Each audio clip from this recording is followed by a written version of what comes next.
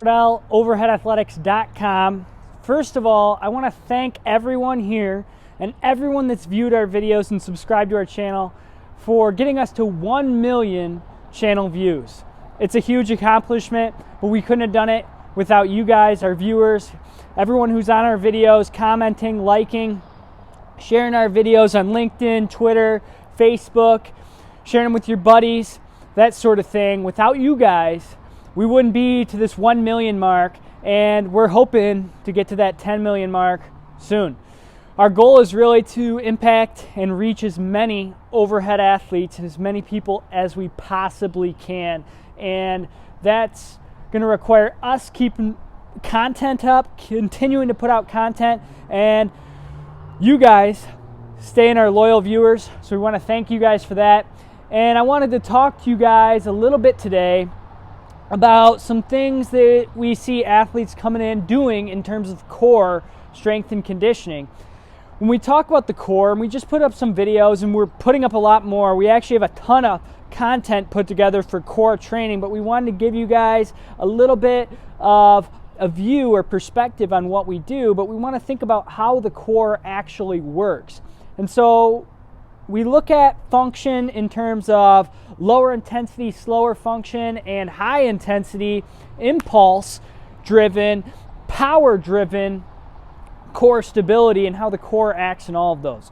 If we look at the core, we have our rectus abdominis, which lies on the front. That's our six-pack on everybody. We also have our obliques, and we have our external obliques and our internal obliques. Our external obliques will rotate us to the opposite side, so say the right external oblique rotates us to the left. The right internal oblique, fibers lay the opposite way, it rotates us to the same side. So right internal oblique rotates us to the right. And then underneath that, we additionally have fibers that run horizontally. That's our transversus or transverse abdominis. So we have these main four core muscles that we always talk about that kind of surround our midsection here, kind of surround the center of the universe for the athlete here. But we also got to think about what lays on our back. And on our back, we have all these small multifidi and rotatoris muscles that really stabilize the spine, but we also have these rector spinae. Our lats contribute to rotation. So we have all these things that could potentially contribute to rotation or core stability. We have to understand that, hey, these things have to work in conjunction, especially during the throw and high intensity movement. So how does it happen? Well, if we look at the core musculature, we know that the core is really powerful in a really narrow distance. Basically, hey, my core is really powerful in mid-range. When I start to get out of the mid-range, lengthening or shortening here, all of a sudden this core is now weak. Oh man, my rectus abdominis can barely hold me up, but let's keep that rectus tight and do it through the knees or do it through the hips, and all of a sudden I see that the core can really withstand that relatively easily. So when we get into sport, what actually happens to the muscle? Where the muscles, they all have to contract all the way around. Circumferentially, I have contraction around the core. Boom, everything's contracted a little bit. There's tensioning, pre-tensioning. Hey, I'm getting ready to throw. Boom, tension is developing. And then here, boom, elastic loading of the core. And then I come through, and we did a video previously on hip-shoulder separation and how the shoulders and hips are both rotating in the same direction, but the hips initiate the movement. It's a bottom-up movement where then this is slightly delayed in coming through, but actually my shoulders aren't rotating away while my hips are rotating open, and that would be counterproductive for athletic movement. So how does the core work? Well, the core has to co-contract, meaning it contracts early on and it stabilizes. And not only that, but it has to contract isometrically. And so we always think about isometrics, meaning that there's no change in joint angle.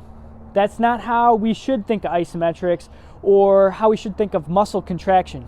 Eccentric, concentric, isometric are properties of the muscle fiber, not properties of the joint. Therefore, we have to look at whether the muscle fiber is lengthening while it's contracting, shortening while it's contracting, or staying the same length while it's contracting.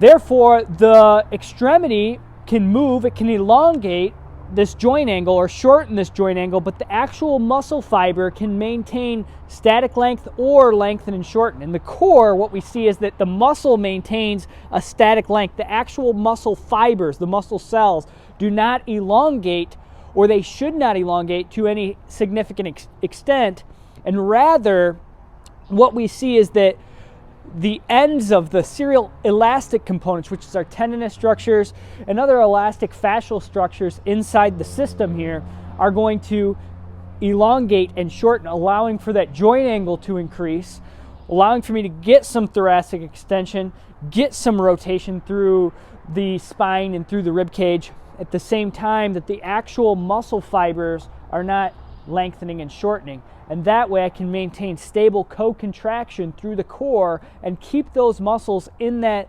narrow width in which they can contract at a high force or produce a great amount of force. Keep that in mind when you're training core. Keep that in mind when you're watching these videos that we got coming up, because what we're going to do is we're going to train the core to be able to better perform and better sequence and coordinate this co-contraction, and then be able to produce more force with that co-contraction in a state of isometric and then isometric elastic action, as opposed to our chronic elongating and shortening perpetuated mantra that we see with sit-ups, crunches, and these sorts of things. Stay tuned. Make sure to subscribe, hit the bell for notifications so you don't miss those videos.